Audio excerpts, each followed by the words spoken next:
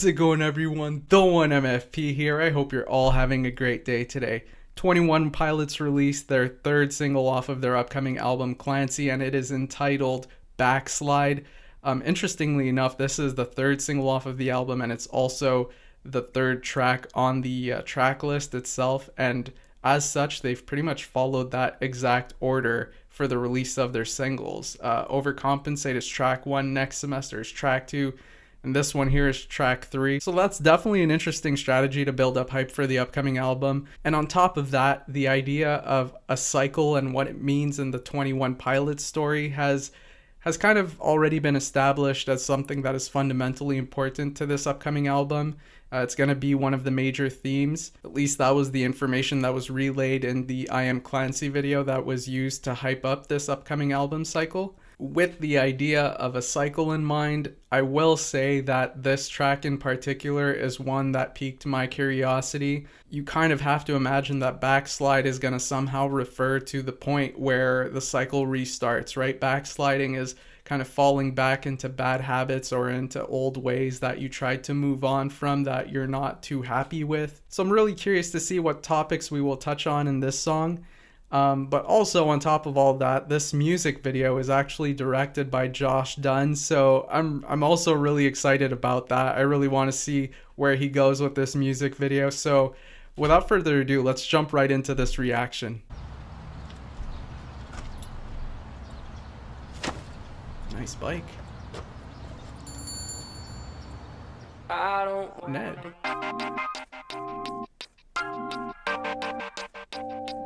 FPE, food, petrol, etc. Place to place, adding weight. Tendencies on repeat. And I don't mind if it's lonely. I don't mind if it's fair. I don't care, you control me. Cause I feel the pull. Water's over my head. Strength enough for one more time. Reach my hand above the tide. I'll take anything you have. You could throw me a line. I should have loved you better. Do you think that now's the time you should let go? It's over my head. Oh, that was good. Love that chorus. Kinda wishing that I never did Saturday. Is that a stain? You should change. Are you doing good? Did you solve all of your problems? Thanks for asking in a way, but accidentally uncovered a new one yesterday. What happened to what I brushed under the rug I used to be?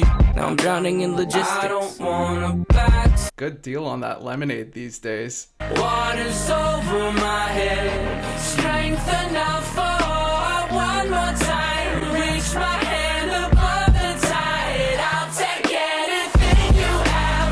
If you could throw me a line, I should have loved you better. Do you think that now's the time you should let go? I don't mind, it's over my head.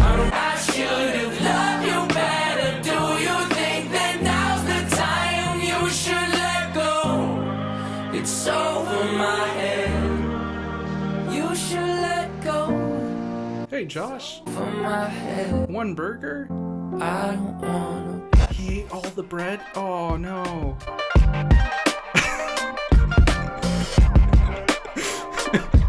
Oh, we restart the cycle of buying bread for burgers.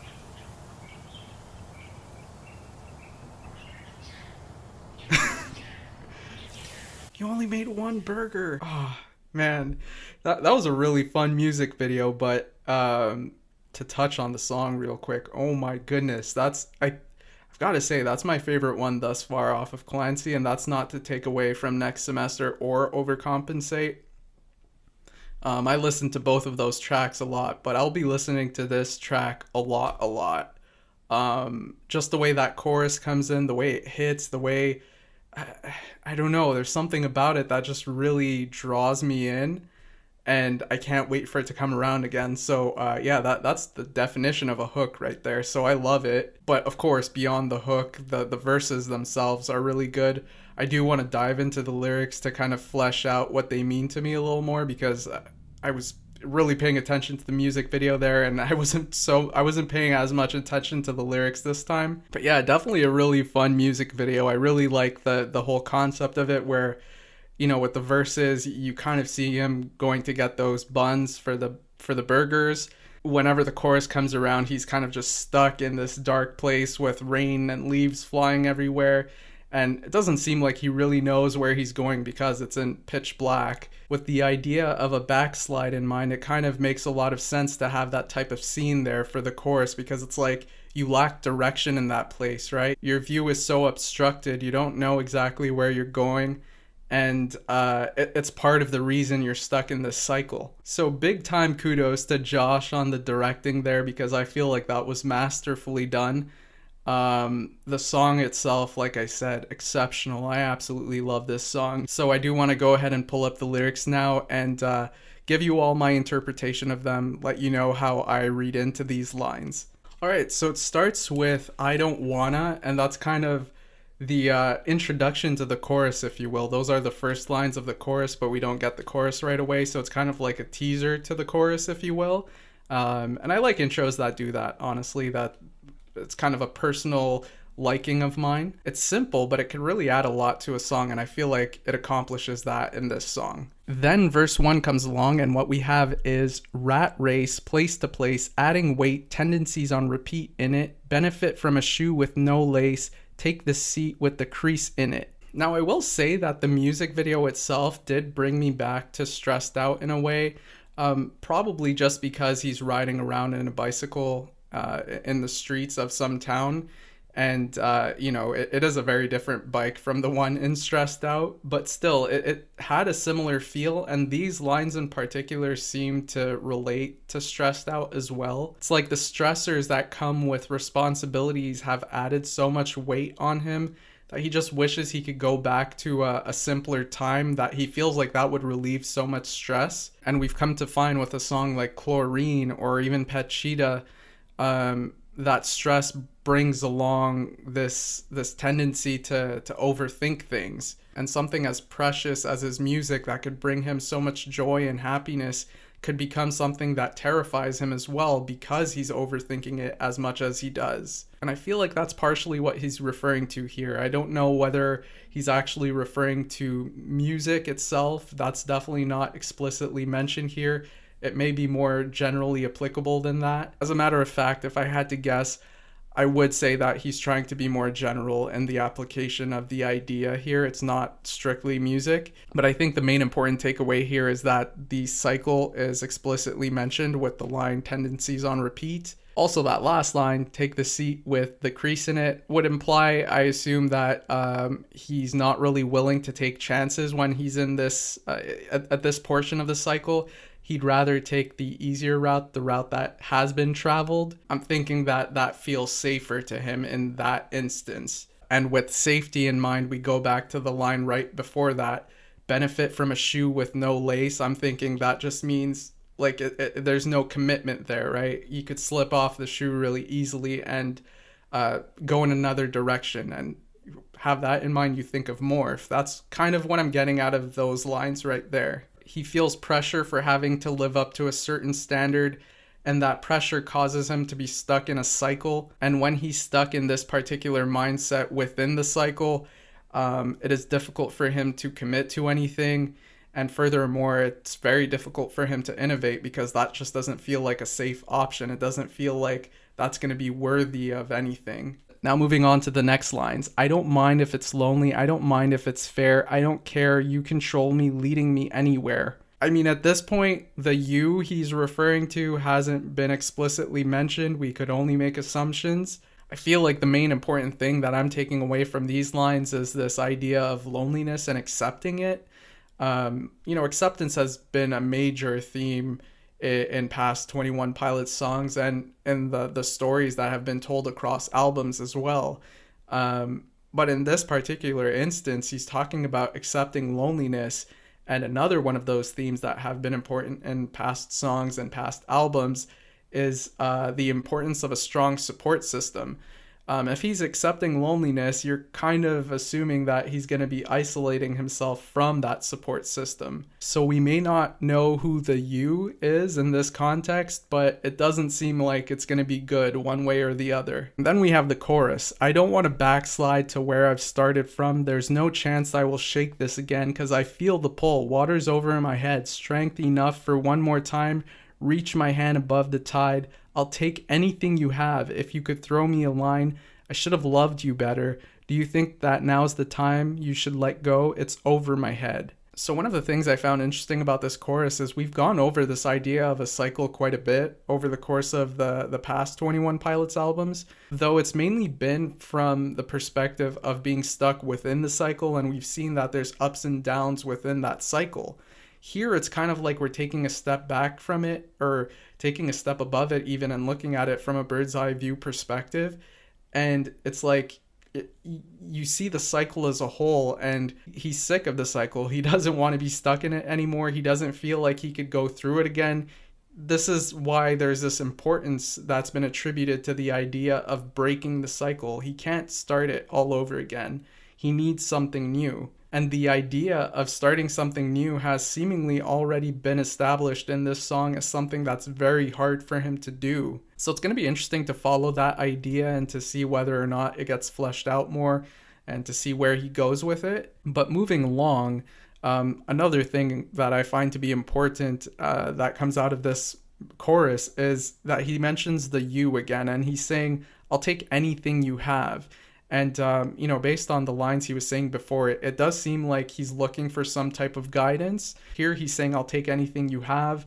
If you could throw me a line. He's looking to be saved. The visual that he's painted is that he's drowning in all this and all the pressure and all the second guessing that he's doing. He's drowning in all of this, and he's looking for a lifeline. And in just saying what I just said, I just realized how much it feels like this could relate to two songs that Tyler wrote way back. They appear on the No Fun Intended set of songs, and it's Save and Drown. And in both of them, it's kind of like it feels like he's speaking to the same you, right? In Drown, he's looking for a fresh start. He's trying to have his sins washed away. And with Save, it's like he's presenting what his life is, what he has become, what his limits are. And it's like he's looking for that same lifeline that he's looking for here. And with him saying a line like, I should have loved you better, to me, it does carry the same feeling that it carried in Save, where he said,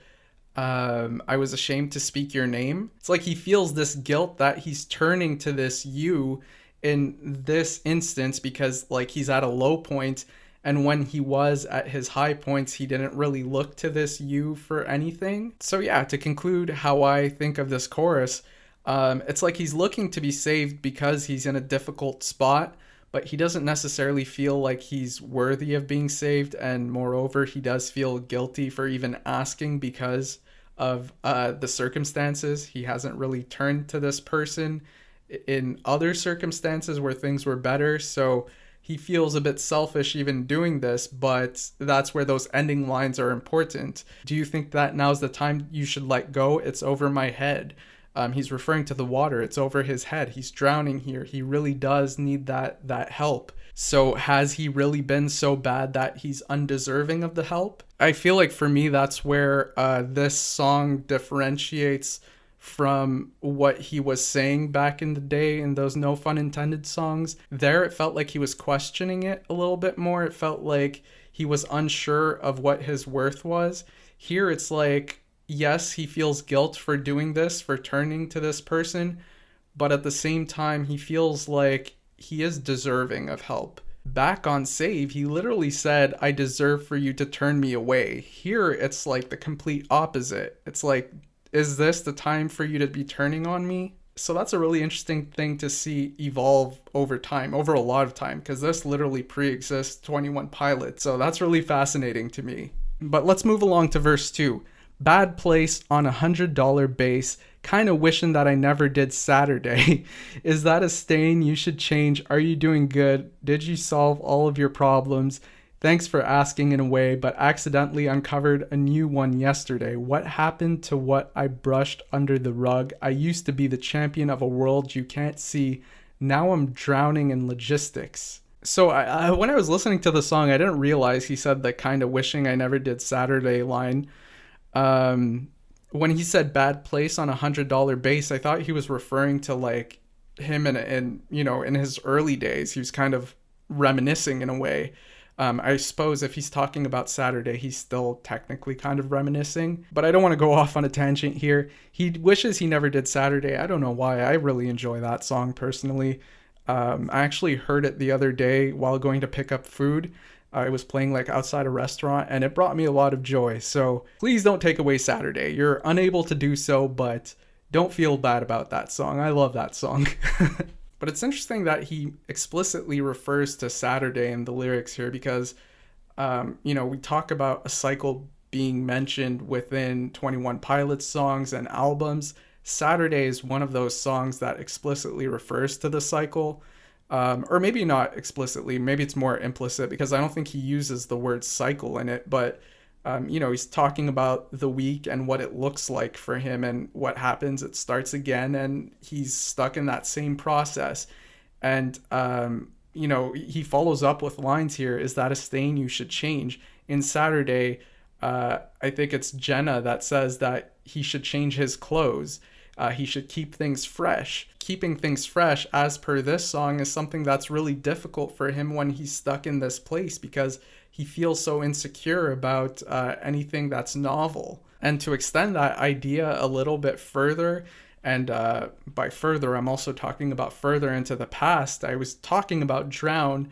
Like one of the very first lines of Drown talks about clothes and coming to this person, this you, in clothes that he killed the you in. And despite all that, he's coming to this you for forgiveness and he's asking to be washed away of that sin. So I don't know if that parallel is intended. It may be, it may not be. I may just be reaching, but I do find it really interesting how the clothes could be playing into multiple songs here. And I do think that Drown in some capacity was thought of. I do think it's a possibility, but stepping away from relationships with other songs, let's stick to this one here. Are you doing good? Did you solve all of your problems? Thanks for asking in a way, but accidentally uncovered a new one yesterday. This is a pretty funny part of the music video because it's the kid that he's talking to and the kid is the one asking him if he solved all his problems. But this goes back to what I was talking about earlier where it feels like we're looking at the cycle from a bird's eye perspective here. He solved all his problems, but now he uncovered a new one. And maybe that's what the cycle simply looks like, right? It's like you feel like you're tackling all your issues, but then you come to the starting point all over again because there's this whole new issue or whole new set of issues that you have to deal with. And there the cycle starts again. But it is important to note that he follows up those lines with what happened to what I brushed under the rug. So when he's saying he solved all of his problems in a way, it seems like he kind of pushed his problems to the side or tucked them away in the closet, brushed them under the rug as he's saying. It's like he didn't actually deal with it. So when he ends on the lines, I used to be the champion of a world you can't see, now I'm drowning in logistics. It's like, I feel like he's referring to Dima being that world that he's created. It's the world he created to feel some control, but perhaps he's lost himself in that world. And the logistics could really apply to multiple things. It could be him trying to make sure the story is interesting for the listeners and the public.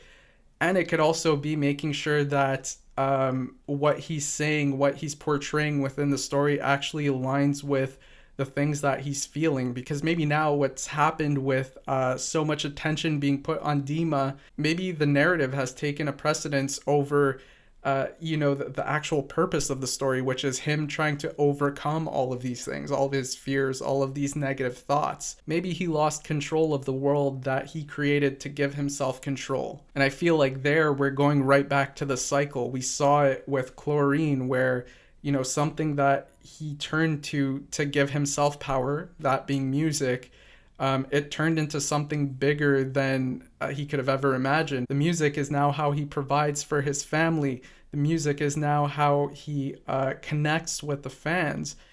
These are all people that are really important to him. So now the music just takes on this whole new life and adds a whole different pressure for him. So with lines like this, it feels like music and Dima are kind of meshing into this one big thing where it's taking on a new life because of how much the stakes have been raised. And then after verse 2, we have the chorus and we have a bridge. The bridge says, I don't mind if it's lonely, it's over my head. I don't mind if it's fair, you should let go. I don't care, you control me, it's over my head, leading me anywhere. So I didn't realize he said you should let go there. The way I took it before, as I mentioned, as I was reading that section earlier, it felt to me like he's questioning that would even be a thought, letting go, that shouldn't be a thing. He's in over his head. He needs to be saved here.